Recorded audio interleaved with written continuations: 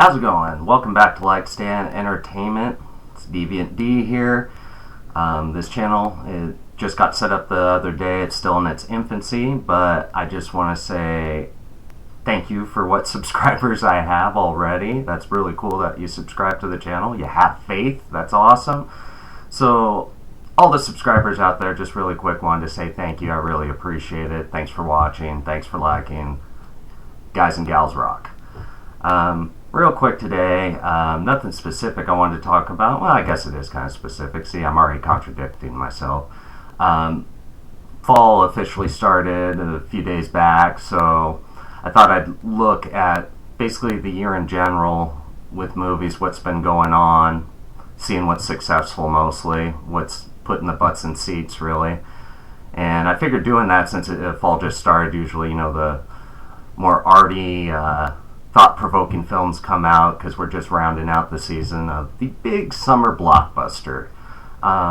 2015 was a decent summer. There was a lot of content out there. Well, there's always content, but there were some cool summer movies last year for 2015. 2016, I guess it was alright. I mean, there wasn't a lot out there. I'll be honest, like 2016 summer was kind of weak. We had a couple cool comic book movies. The new Star Trek movie was pretty dope, and I don't know, fill in the blank after that. To be honest, I didn't see a lot of the kid fare for the summer, so I won't be talking about that. I heard The Secret Life of Pets was really cool. I really wanted to see that. And I'm sorry to the internet, but I haven't seen Finding Dory yet. I know what's wrong with me. What's wrong with my soul? I should have seen it, but sorry, I haven't. I will at some point, but I was just looking at the top 5 movies of the year thus far, and keep in mind, at this point last year in 2015, let's see here, 1, 2, 3, 4. 4 of the films in the top 5 for 2015 were summer films. And this year, there are 2. The number 1, obviously, for this year thus far, number 1 movie of the summer and number 1 movie of the year thus far is Captain America Civil War. Right now, it's up to $1.15 billion, so obviously a huge hit, but we've come to expect that from Marvel. Anymore, if it's a Marvel movie and it has Captain America, Tony Stark, the big ones in it, if it doesn't make a billion worldwide, we're kind of surprised. So everybody knew Captain America or Avengers 2.5, whatever you want to call it, was going to be a huge hit, and it was a really good movie. I saw it opening night, and I actually went back a week and a half later and saw it twice in the theater, and I just watched it again at home about a week ago. So I watched the film 3 times now, and even after the third viewing at home, the film still holds up. It's still a great Marvel movie, a great Captain America movie, and a great summer flick. It was a lot of fun, great movie. The only other one on there is aforementioned Finding Dory, so unfortunately I can't talk about that. Finding Dory is number 3 for 2016 thus far, and worldwide it's up to $969 million. So, good year for Disney. I mean, it was a great summer for Disney. It's a good year, too. The only 2 movies of the summer to, get on the top 5 were both Disney movies. And if you look at the top 5 for the year, well, I'll just list them off real quick. Number 1 was Captain America. Number 2 is Zootopia at $1.02 billion. Then Finding Dory. 4th one is The Jungle Book, which is at $965 million. And number 5, Batman v Superman, Dawn of Justice, $873. See a little theme there? Seems like Disney is owning our theater money. They have 4, count them, 4 out of the top 5 films are Disney films. And just for shits and giggles to look at last year, 2015, oh, they only had 2. That's right. 2015, they had the number 1 movie of 2015, obviously, with Star Wars The Force Awakens. Inched over 2 billion worldwide. The second one was Jurassic World at $1.6 billion. Furious 7, $1.5 billion. Avengers Age of Ultron 1.4 billion, and Minions 1.1 billion. So it was kind of, Disney made their mark, but it was kind of a good year for Universal, because besides the Disney movies in that top 5, the other 3, all of them are Universal properties. But a lot more summer movies made a lot more money last year, and why they didn't this year? Product wasn't that good. Like, we saw a lot of big opening weekends, which is typical for, big tentpole summer blockbuster films. And we always expect a decent chunk to go away the second weekend drop, but we had huge drop-offs in the second week. Like, even in one of the latest, Suicide Squad, by all accounts, is a home run for Warner Brothers. Say what you want about the DC Extended Universe. We're up to 3 flicks thus far. I'm a fan. I'm waiting for them to do better. I am. But thus far, I think they're good. I dug Suicide Squad. I saw it in the theater. A lot of people hated it. I liked it. I thought it was decent. But even the drop-off for Suicide Squad the second week, it was huge. So a lot of people show up the first week, but word of mouth kills it, and it's just, movies don't play as long as they used to anymore. It would kind of be like a wave where a movie would be big at the beginning, but it would keep numbers as the weeks progressed. I remember a few years ago, Guardians of the Galaxy was a good example.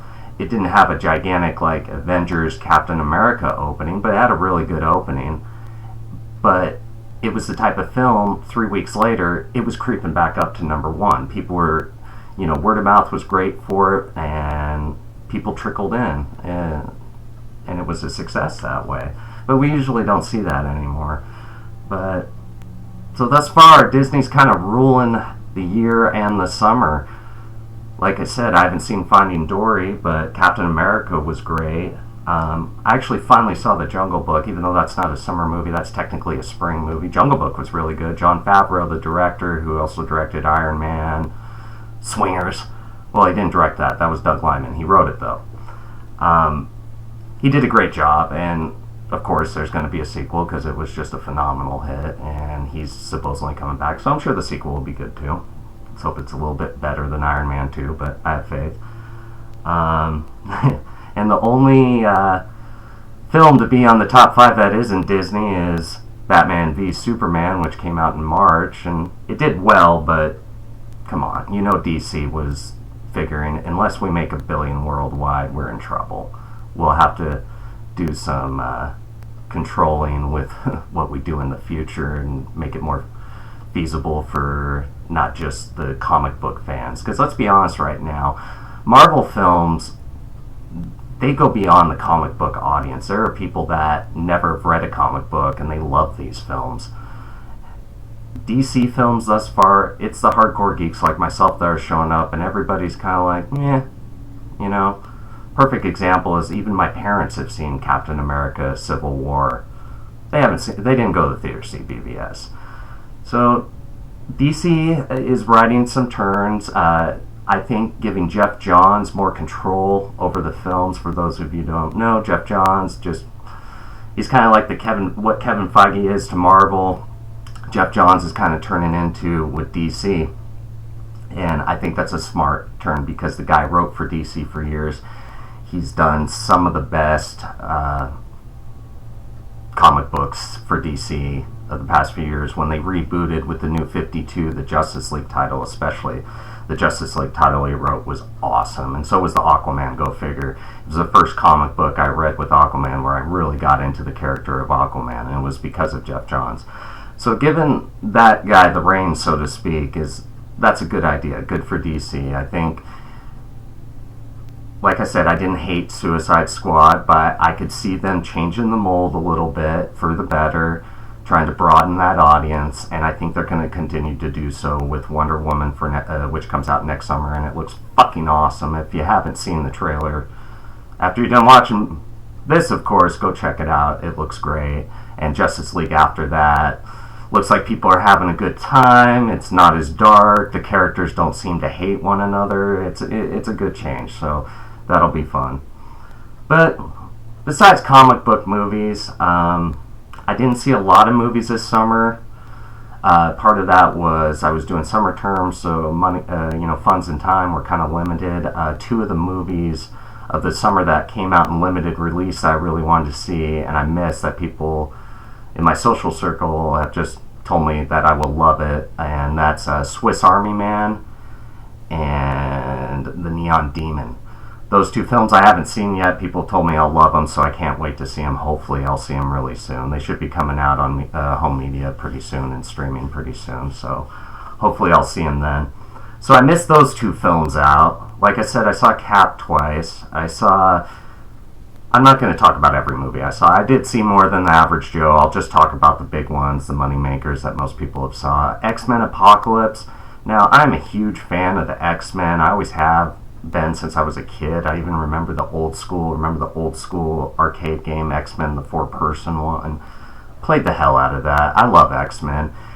And for the most part, I dug the X-Men film series. There's been some huge swings and misses.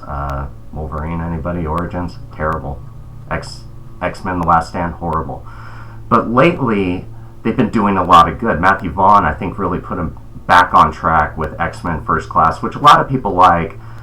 They like the sequel better, but I don't think that movie... It was a hit, and a lot of people love it, but I don't think it gets enough credit as it deserves, because before then, X-Men movies were kind of weighing. People were just like, this is crap. You were even turning off your hardcore comic book geeks, and when you're doing that with comic book property, that ain't right. But Matthew Vaughn rides some turns, and X-Men First Class was awesome. The one that follows in the second X-Men trilogy, I know it wasn't the next X-Men film, the next one was the Wolverine, but the one after that, Days of Future Past, where Bryan Singer came back in the director's chair, arguably the best X-Men movie ever made. I hear that a lot. It's not mine personally, but it's definitely in the top 3. That movie is awesome. So we were all excited for Apocalypse, especially the comic book people, because Apocalypse is kind of a big deal. But yeah, the movie just didn't work for me. I'm going to give it another view at some point in the future, like I always do, to see maybe it was my mood, maybe it was, whatever. I'll watch it again. I'll try it again. Maybe it was a bad audience member that was pissing me off, sitting behind me, I don't know. But I just didn't jive with it. One thing I'll say about it before I move on, one of the things that helped X-Men First Class and X-Men Days of Future Past work so well is the relationship between Charles and Eric.